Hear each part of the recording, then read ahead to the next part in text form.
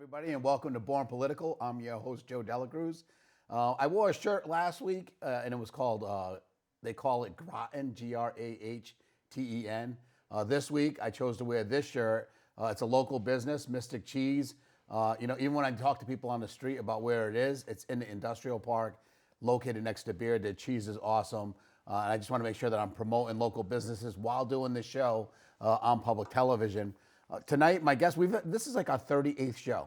We've had tremendous amount of guests that were, all a key component somewhere, whether it was in government or they were serving some other way at the community center. But it's been a great ride. Today will be no different. We have someone that's been very active locally.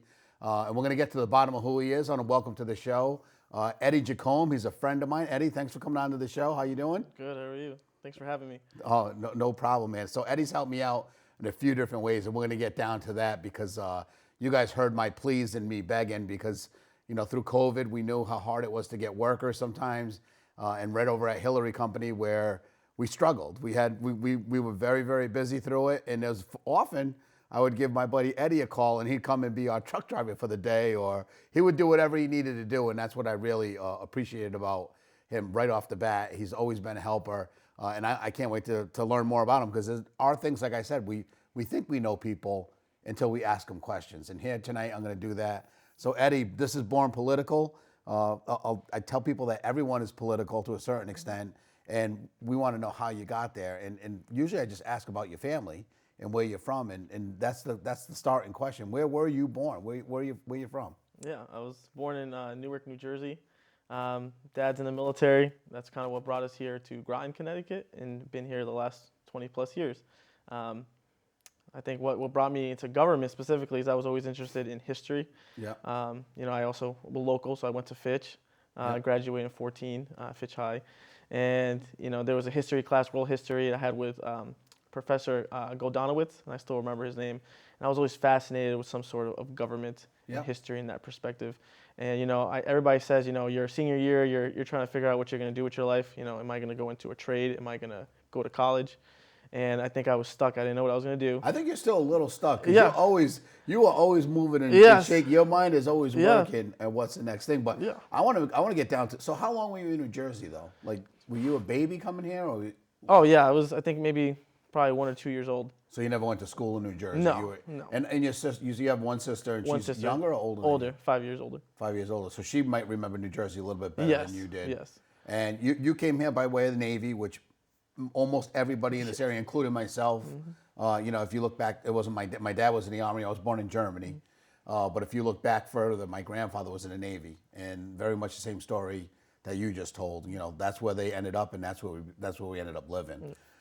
So you went to what schools? All elementary in Groton? Are you a Groton guy, or were you in Connecticut and elsewhere? So I attended Plainfield. When we first moved, I was in Plainfield. Yeah. I was there for elementary school. Then for middle school, I was at the original, the OG Fitch Middle, right before they closed down. And then I went to Fitch High, graduated from there. Yeah. And what year did you graduate from Fitch? Fitch, class of 14. So class of 14. So you graduated in 14. And now you're looking out to the world. And what was your next move? Did you go to school, or did you hang around, or what did you do? Yeah, I attended. I knew I was fascinated by the perspective of military, so I was actually interested in doing ROTC. Yep. So something with the military. And I figured out, at the college fair, you have them actually. They came to Fitch and they showed a bunch of us where to go.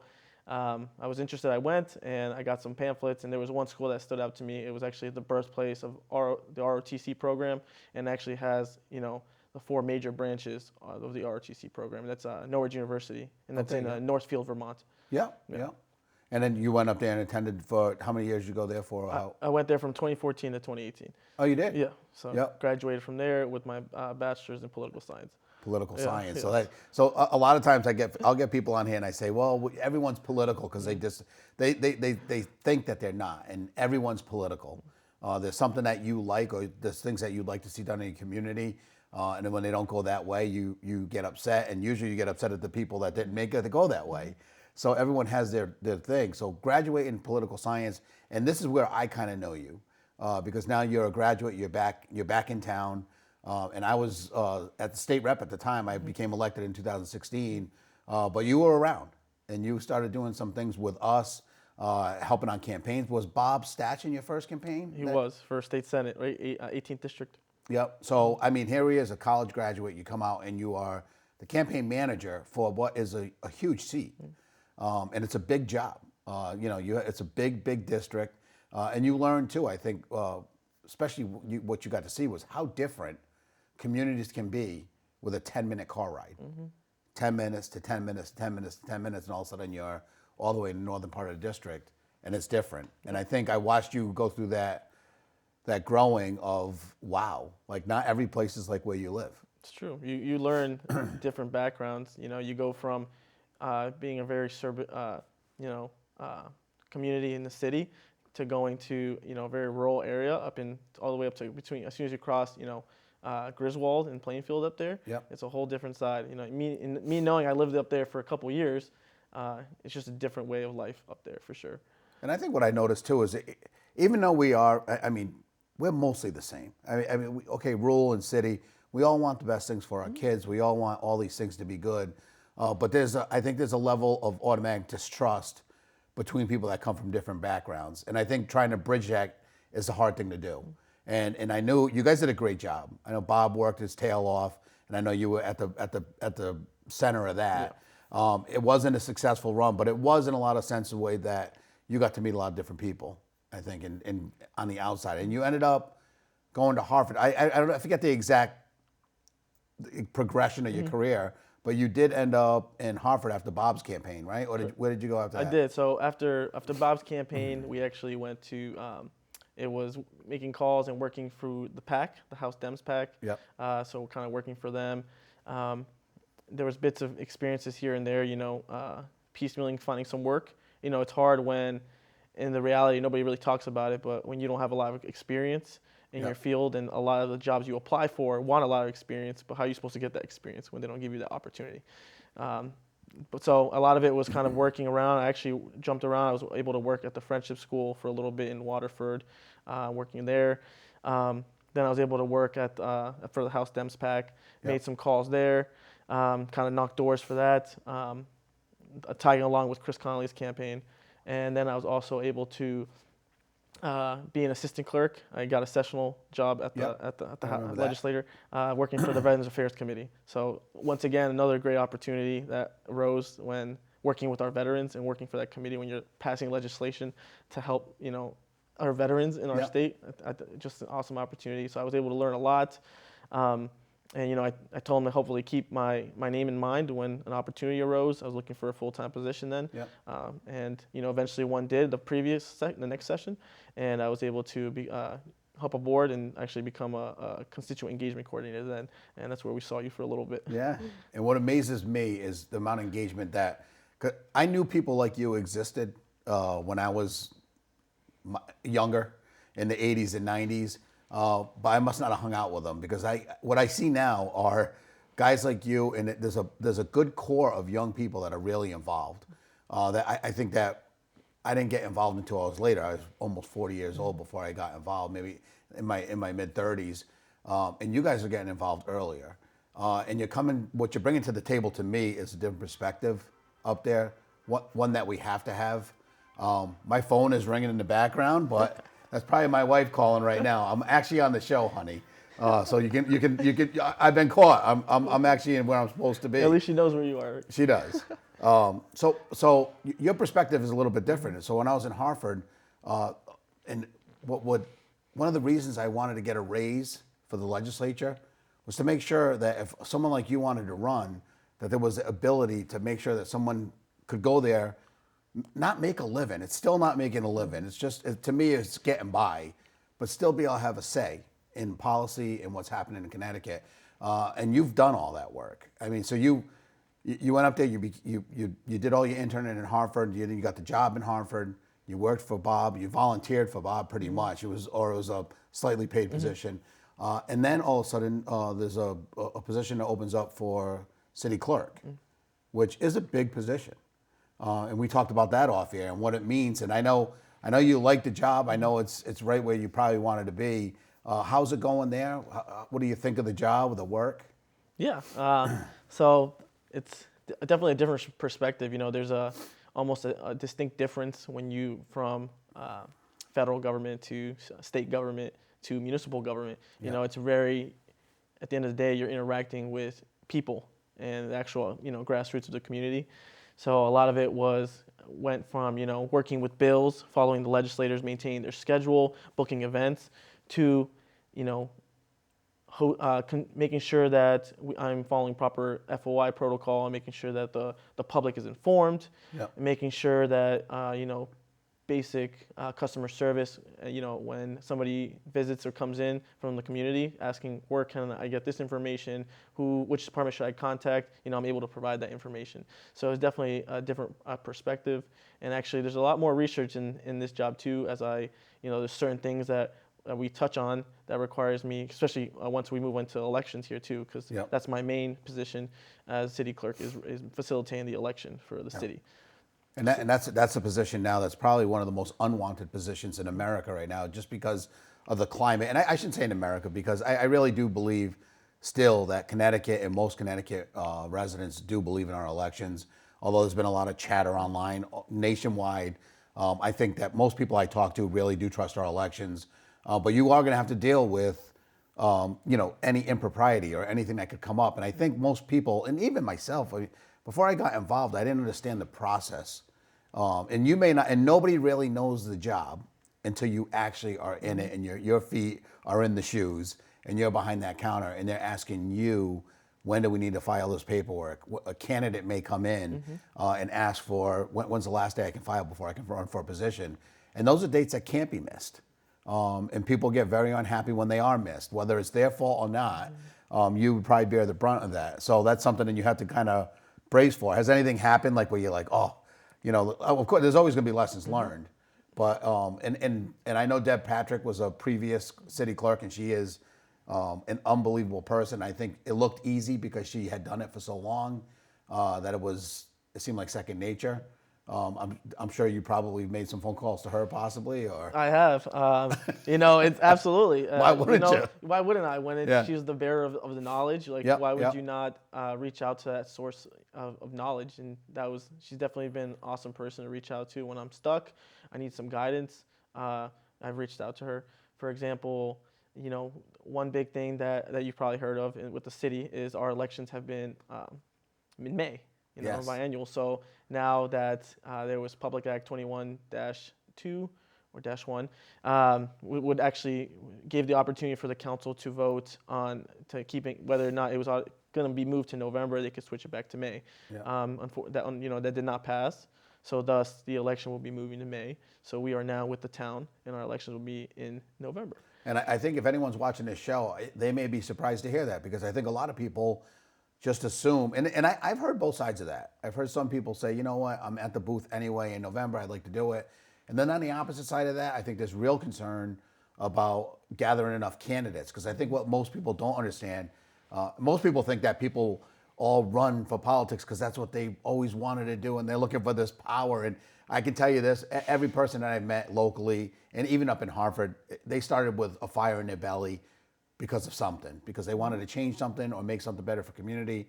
There's people I disagree with on the other side of the aisle, but I know that there's something inside of their belly that makes them want to run to make something better in their town. No one wants to hurt the town. But you have to now there's a lot of volunteers. I think I was at a meeting, it was last night, and we're looking for 60 volunteers.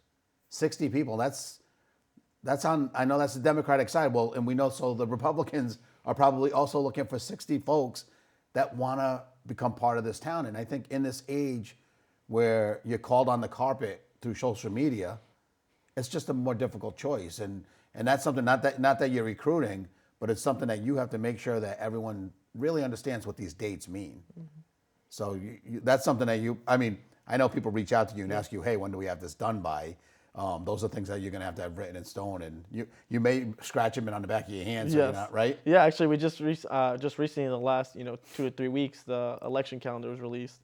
So a lot of my job is there's a distinct difference between the town and the city, right? Like what Betsy does for the town clerk is a lot different. Maintaining land records, vital records, and also her election as well. So there's a difference there. While maintaining the city was different, but we rely a lot on the Secretary of State's office, and Yep. obviously the direction they're pushing, and they released the election calendar. So right there is the main dates that need to be met. Yep. So I already sent those out and informed the chairs of each party, and making sure I stay on top of them, and all just as a friendly reminder. But they're also in charge of their party and making sure that they gather the candidates and they know the information and when it needs to be turned into me and stuff like that. Now, has anyone walked in and kind of said, "Hey, I want to run for office"? Or you've been there for how long now? So it'll be a year in May. A year in May. So has anyone come in and said, "Hey, I want to run for office," and they had no idea what to do, and you kind of got to walk them through? And Well, not currently. Yep, We yep. did have, obviously, before the election, we had a lot of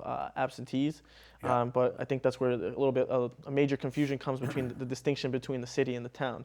So obviously this was a state election that we just had in November. So a lot of it was facilitated by the town clerk. So when they came in, they were requesting an absentee ballot. Unfortunately, I had to direct them to the town clerk. Yep. So Betsy, and we had from there if they're simple questions such as where can I register, that's something I can facilitate. Yep. That's something Yep. that's easy now, digitized in the world of digital media and online sources. I can point them to the Secretary of State's website, and we could register them right there. And so now that we're going to be moving to the November election, it's November 7th, I believe, this Correct. year. These are folks that are going to walk into a booth, and if you're from the city, this is going to be a pretty large ballot.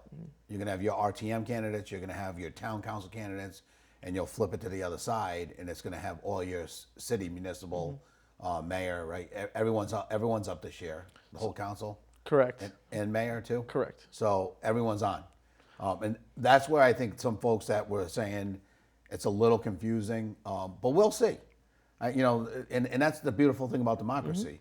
I was in the state legislature up there, and that was the Secretary of State's bill that wanted to combine all these elections because they're looking for cost savings and what have you. And I think whenever you get it down to the smaller part of government, there's things that don't really jive or some people had some real concerns about that we wouldn't see up in Hartford. But that was the reason in Hartford we sent it down and said, okay, the municipalities will have their decision. If they want to change it, they can, but we didn't make it. It wasn't a hard stop saying you're done. We did give the council the opportunity to look at it, and they made their decision. And whether people out there like the decision or don't like it, I think now's the time to let's make the best of it and make sure people aren't confused. Make sure that they understand what's going to come at them. And I think most people don't. I mean, when you walk into I was the most, maybe on record, and I probably shouldn't say this, but maybe one of the most uninformed voters going into the booth when it came to local issues. I knew the people always who I wanted to vote for, but there'd be questions on the ballot about a pump or about putting $50,000 into a study that would show up on these ballots and questions that sometimes you'd walk out and say, oh, there was a question on that? Because most people don't flip it over. Yeah. And I think the folks that are really involved in politics were nervous that, okay, someone goes in and votes that's not really paying attention and they don't flip it over and now they're not voting for their city candidates. And I really hope that's not going to happen. I think it's going to take a lot of education and a lot of reaching out because it'll be different. Yeah, we're looking at I've been working closely, having conversations with the registrar of voters, and hopefully meet soon here with the town clerk to see who's going to facilitate. I would like to maintain either separate absentee ballot processes or if it's going to be internalized with either the town clerk or myself, keeping our separate ways. But it's also looking like there might be a possibility, more than likely, that it will be two separate ballots, one for the town and one for the city. But you're right, it's going to have to take education on making sure that the residents know, one's for the town, one's for the city. Yeah. You got to remember, and some of them, like you said, and it's unfortunate being uninformed to a certain extent, because I've done it too, when coming out of college, going to vote or on break, and I've voted on stuff where it was bonding for the schools. Yeah. And being away from being in college, it's like I don't really read up on that information. You come up and you're voting on a lot of money. And I will say, you're voting on a lot of money, and this has been my advice to everyone. And you may take this however you want. They may call me the rubber stamp type voter that goes in the booth, but I honestly believe it didn't really matter who was on the council, Republican control, Democrat control, locally. I understand that all these people that once something goes onto the ballot for voting for money, it's been vetted. It's been vetted by people from both parties. It's been vetted by, the public works and whoever, whatever the project had to do with. I was on the council. I had the opportunity to watch two counselors volunteer to go in a 150-foot deep pit, and they wanted me to go because they wanted to make sure that this pump needed to be changed. That was 35 years old, and I've been in construction my whole life, and I was good enough with the answer from the Public Works Department that they had brought down pump experts. Because I've seen many pumps, but I've never built one. So it wouldn't help me to look at it anyway. But I know when councils do stuff like that, like I see happen even on this current council, they go out to the bridge or to the street to make sure that the money needs to be spent. When I go in that booth, I really have a lot of confidence that when I'm voting on, especially a particular item that's $1 million or $2 million, that it's been vetted. And it would have probably made the ballot if it wasn't on it. Yeah. And some people might say, well, Joe, that proves you're a rubber stamp guy. But if you're not involved in your politics and the people are up there going to all those meetings, you got to have a little bit of faith in those guys. And it doesn't really matter which party's in charge. I know they get vetted. Well, you see it. Yeah, absolutely. I mean, the question is not only crafted most of the time, between staff, and then sent, vetted through the either the town or city attorney, any attorney, most often, and then skimmed probably run by the council, and then approved by the council. So and then submitted either to the town to go to Secretary of State. So there's definitely a pipeline that it goes through. It's not just I want this. Can we do that? No, absolutely not. And when is your current term up? So it's up in 2025, I believe. So you'll go right through to the presidential election if you maintain office through. If you stay, this is a huge election. We have big elections coming up. Yes. I think most people don't. Again, everyone is so electioned out, and the cycle is the cycle, and it's almost like a breather at a municipal election coming up. And I say that, but we understand locally it's going to be intense and it's a lot of work. But looking out to 2024, I mean, it's an amazing impact that you can have just in the position that you're at, making sure that everything's going right, and that, because again, in these times when people question everything, it's good to know that we have someone that's competent, that's making sure, again, the double ballots. We're going to have a city and a town. You will hear complaining about it. I can guarantee you already ahead of time that the complaint will probably be, why do we have two pieces of paper? I don't understand this. And for most people, I get it. You work full time. You don't have time. All you know is that you voted for people that you trust.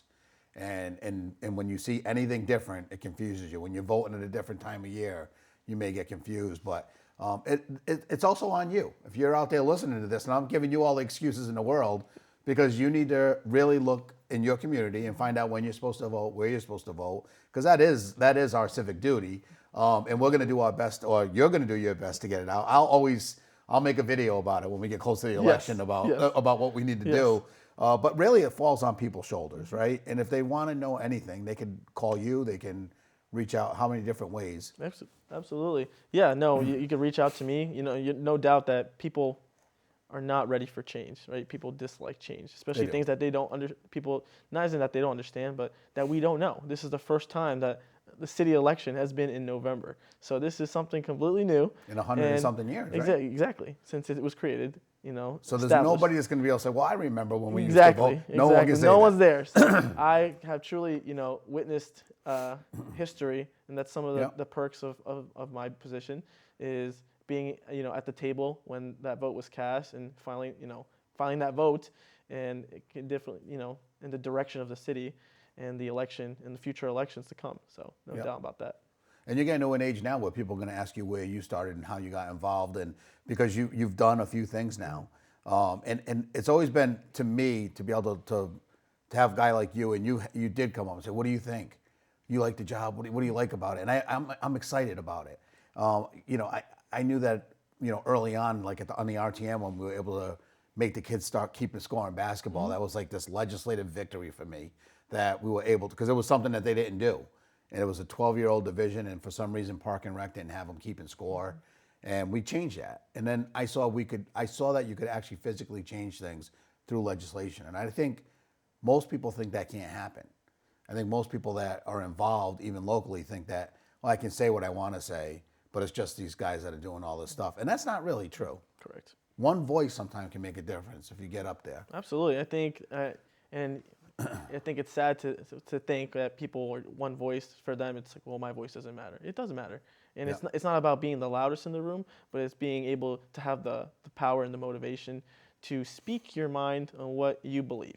And I think and obviously it benefits you when you come out in numbers because, the ones in power, so to say, see it. And I think we've seen that a lot, but people are passionate and people are motivated to see things change. And I think that's what the elected, officials are there to do, and they will do that. But we don't know, and I think you would say that we don't know what you're feeling unless you tell us. Exactly. Right? Other than that, and it's true. Other than that, then you are just assuming based on the information and the facts that you know. I always called it the 10-person rule because I served on the RTM for 6 years back in the early 2000s, and very, very, very little participation from people that weren't actually on the RTM. Once in a while, you'd have citizens petitions. On the council, it was a little more, but still, I called it like the 10 or 15-person rule because if you were against something and you showed up with 15 people at the town council, that meant that there were people really serious about it, and you had to take a second look. So for me, when people say my voice doesn't matter, I said, you're only like 9 people away from making a huge difference at the council because it didn't matter what the bill was. Whether it was, selling a piece of property in a local community area, or no matter what it was, if 10 people walked in a room and they were all ready to talk, people started going, wow. And with social media now, I think that's actually magnified it. And a lot of times to me, I wish more folks would watch those meetings to actually get the understanding that a counselor has. Because those, they may vote on something a certain way, but a lot of times it's because they've been to 10 meetings about it. And what you're seeing is you're hearing from one person in the neighborhood. Absolutely. And we've seen that on the RTM, for me specifically, because I'm also on the RTM representing District 2. And we had that during the budget process, right? And I think that's what people forget is let us know what you're compassionate about, because people are like, well, the RTM is just 42 people just talking. We are the finance body of the town, and we just last year, last fiscal year, we passed a $140 million budget. So something was there when we were going through the budget process. Somebody talked about, we had a few young adults and young teenagers come in and talk about the skate park and how compassionate they are about having good lighting, maybe a possible good, like a renew the fencing and just some safety features that could be added to it. And that was something we heard. I was super motivated to hear and actually proud to see younger people kind of get out and talk. And actually one of them I went to high school with. So actually after the meeting went up and discussed on, what he wanted to see changed. And there has been during the budget process last fiscal year, there was money there for, maintaining and the fencing and the lighting. They added lighting there, but there's, obviously more stuff to do, especially when that makes an impact on a lot of our youth. And I told you this was going to be the fastest half hour on television. Our half hour is up already. Wow. Again, Eddie Jacome, I want to thank him for coming on the show. I want to thank him for everything he's done for our community, what he's doing now as a city clerk in the city of Groton. And if you have any questions, you know who he is now. Ask where you're voting. Anything that comes up, call that city clerk, see where you're supposed to be voting. If you're not registered, make sure you get a hold of this man because he'll get you on the right path. Again, thank you for watching Born Political. We'll see you next Thursday. Thanks a lot for coming on the show, Eddie. Appreciate it. Thank you, man.